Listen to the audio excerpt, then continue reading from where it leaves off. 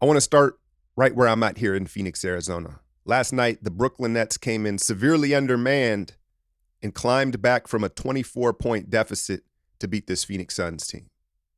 No Kevin Durant, no Kyrie Irving. And what we saw was kind of Harden in his old element, right? Where he was doing it all around a bunch of role players, albeit role players that played very well, right? Jeff Green quietly has been super important for Brooklyn. And if he keeps this up, he's going to be a key cog to their success, right? Tyler Johnson, back in the desert, came back, had a little bit of a revenge game.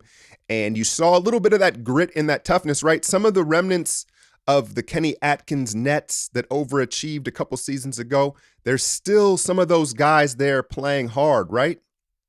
Now, the Suns jumped all over them, and it was one of those games kind of probably where they were disappointed, right? You come out, you want to play Durant, you want to play Kyrie, you want to match yourself against this team, and both of them were out. So they're up 24 here in the second half, and they took their foot off the pedal. Particularly the transition defense was just atrocious. But I think there's bigger picture problems here because what happened down the stretch was you saw them trying to switch everything with DeAndre Ayton out on the floor, and you saw Ayton getting caught out on Harden and these guards in open space, and they were eating him alive. And you go, okay, fine. Well, on the other end, that means you got to go back and play through Ayton.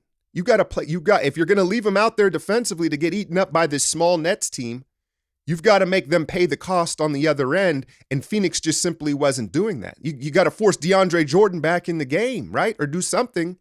And I think it speaks to a couple of things.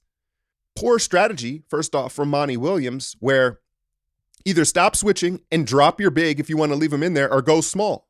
Put Crowder at the 5. I believe Jeff Green was their 5, right? Crowder can definitely handle Jeff Green physically in the paint, okay? So Monty Williams with poor strategy down the stretch. I understand Ayton is their young centerpiece, and they want to have him out on the floor, but they weren't utilizing him. And then it speaks also to Chris Paul and Devin Booker, where down the stretch, they were just simply doing the you go, I go thing, right? But when you looked at the matchups, you had Bruce Brown draped all over Chris Paul, a number of different defenders trying Devin Booker, right? And it wasn't the spot to attack. The spot to attack was DeAndre Ayton. And whenever they'd work that pick and roll action, you can tell Ayton's just an afterthought. Booker and CP, they're either looking to get to that little mid-range sweet spot, or they're looking to the weak side for threes. And again, Ayton, you see him put his hands up, he ain't getting it.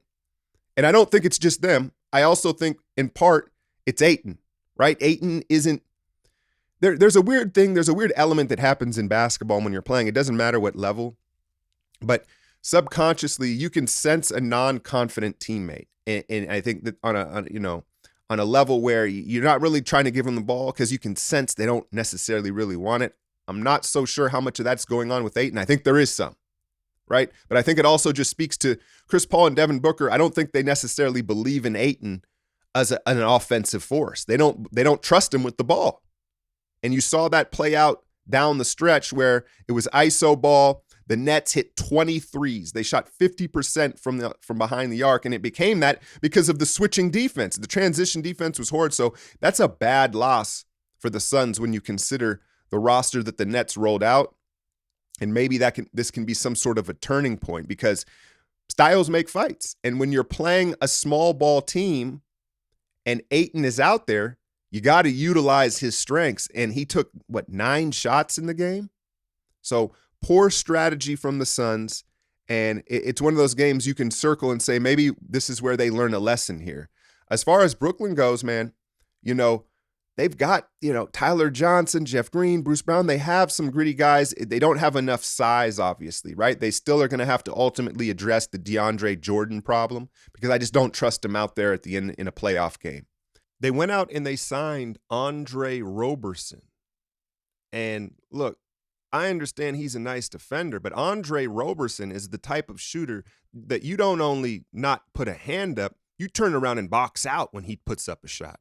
So, I have a hard time, with guys in today's league where if you can't hit the broadside of a barn in that short corner, I don't care how good of a defender you are.